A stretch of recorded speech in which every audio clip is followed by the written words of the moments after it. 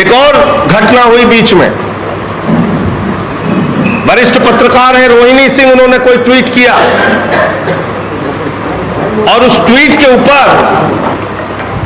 इनका सूचना निदेशक है शिशिर सिंह, वो धमकी भरे शब्दों में लिखता है कि 105 गिरफ्तारियां हो चुकी हैं और इतनी एफआईआर लिखी जा चुकी है। आप सच बोलने वालों को धमकाते हैं, आपको शर्म नहीं आती?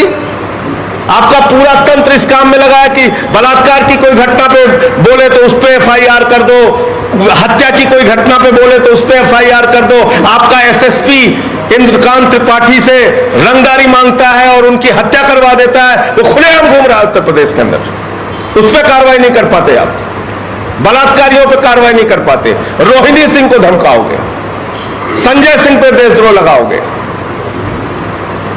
कि 105 एफआईआर हो गई है, सावधान रहना, बचे रहना। अरे तुम बच्चे हो, तुम्हें पता नहीं? मान लो उन्होंने आगरा लिख दिया था, तुम लिख देते हाँ ये घटना आगरा की नहीं हाथरस की है। पूरी घटना को ही तुमने कह दिया ये फेक न्यूज है, फलाना है, ढिमका है। तो मेरा सिर्फ इतना कहना है कि आज उत्तर प्रदेश के अंदर बेटियां सुरक्षित नहीं है, अपराध बहुत तेजी के साथ बढ़ रहा है। बच्चियों को माता पिता अपने घर से बाहर भेजने में डरते हैं, सहमे हुए हैं, रोते हैं, पता नहीं सुरक्षित आएगी नहीं आएगी। बलात्कार भी हो रहा है, हत्याएं भी हो रही हैं और पूरा योगी जी का तंत्र और इनका पुलिस तंत्र पैसे वसूलने में, रंगदारी वसूलने में, रंगदारी नहीं दी तो हत्याएं कराने में जुटा हुआ है और हत्या करके वो एसएसपी खुलेआम घूम रहा है।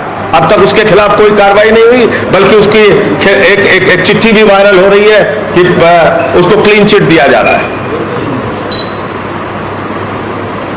तो कुल मिलाकर ये जो घटना हुई है इसने पूरे उत्तर प्रदेश की जनता को, पूरे देश के लोगों को हिलाकर रख दिया है। दरिंदगी, हैवानियत की पराकाष्ठा है ये। और ये एक घटना नहीं, अनेकों घटनाएं, वो चाहे जौनपुर का कांड हो, चाहे लखीमपुर का कांड हो, चाहे अभी मेरठ में एक निर्भया कांड हुआ, बस के अंदर बलात्कार की घटना, और ये चाहे हाथरस की घटना है। उत्तर प्रदेश में पडरौना के अंदर एक बच्ची छेड़खानी से तंग आकर अपने आप को आत्मदाह करके मर जाती है। आप उसकी पीड़ा की कल्पना कीजिए। यह हो रहा है योगी के राज में। और कार्रवाई किस पे होगी? जो इनके खिलाफ आवाज उठाएगा उस पर मुकदमे करेंगे। पत्रकार हो, कोई नेता हो, कोई पॉलिटिकल पार्टी का कार्यकर्ता हो। आज आम आदमी पार्टी के कार्यकर्ता दुराचारियों के पोस्टर बनवा रहे थे, उनको गिरफ्तार कर लिया, क्योंकि दुराचारियों के पोस्टर में भाजपा के नेता हैं, उनको उठाकर महानगर थाने में बंद कर दिया। अरे भाई, जब तुम्हारे नेताओं ने दुराचार किया है तो उनके फोटो लगेंगे नहीं लगेंगे? उनके पोस्टर लगेंगे कि नहीं लगेंगे? इस पूरे प्रकरण में फास्ट ट्रैक कोर्ट बनाकर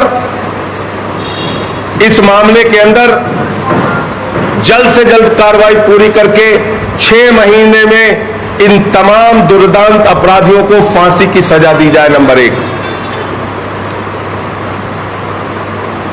परिवार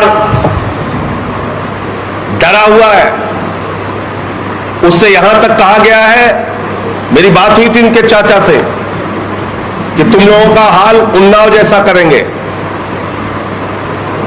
उनको सुरक्षा दी जाए। बहुत गरीब परिवार है, उनको मुआवजा दिया जाए, कम से कम 50 लाख रुपए का मुआवजा दिया जाए उसके परिवार को।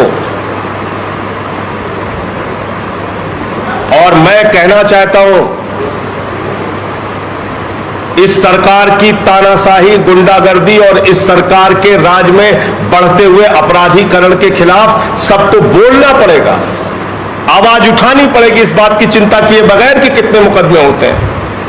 इस बात की चिंता किए बगैर कि कितनी जांच होगी और कितनी जेल होगी और कितनी लाठी चलेगी। मैं आज बहन कुमारी मायावती जी का स्टेटमेंट देख रहा था। ऐसा लग रहा है भारतीय जनता पार्टी का मुखपत्र निकाल रही है। आप दलितों की इतनी बड़ी नेता हैं, 4 बार की मुख्यमंत्री हैं, आप इस सरकार के खिलाफ मुखरता से बोल नहीं पाती। ऐसे अत्याचार और अन्याय पर भी आप आवाज नहीं उठा पाती। ये बहुत अफसोसजनक है कि ऐसे समय में भी इस तरह की राजनीति देखने को मिल रही है। मैं फिर से दोहरा रहा हूं, इस पूरे घटना में जो लोग शामिल हैं उन दुर्दांत अपराधियों को 6 महीने के अंदर फास्ट ट्रैक कोर्ट में मामले को पूरा करके फांसी की सजा दी जाए, 50 लाख रुपए का परिवार को मुआवजा दिया जाए और परिवार डरा हुआ है, सहमा हुआ है, उनके साथ कोई बड़ी घटना हो सकती है, इसलिए उनको सुरक्षा दी जाए।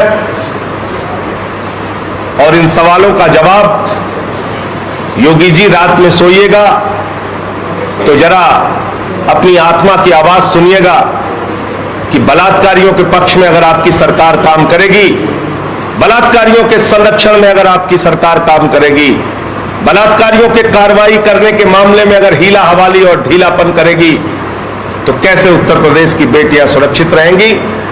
और ये एंटी रोमियो और दुराचारियों के पोस्टर लगाने का नाटक और नौटंकी आपकी सिर्फ एक ड्रामेबाजी साबित होगी, इसके अलावा कुछ नहीं। मुझे इतनी बात कहनी थी। एक सवाल जी ले लीजिए, उत्तर प्रदेश की योगी सरकार ने प्रदेश भर के इमामबाड़ों को पर्यटकों के लिए खोलने की परमिशन दे दी। इस बात को लेकर और ये कहा कि धार्मिक कार्यक्रम नहीं हो सकते। कल में जो बात नकवी जो शिया धर्मगुरु है वो धरने पर बैठ गए। पूरे प्रदेश के शिया समुदाय योगी सरकार से काफी नाराज है। शियों का ये कहना है कि धार्मिक स्थल है, पर्यटकों के लिए सैर और तफरीह की जगह नहीं है। देखिए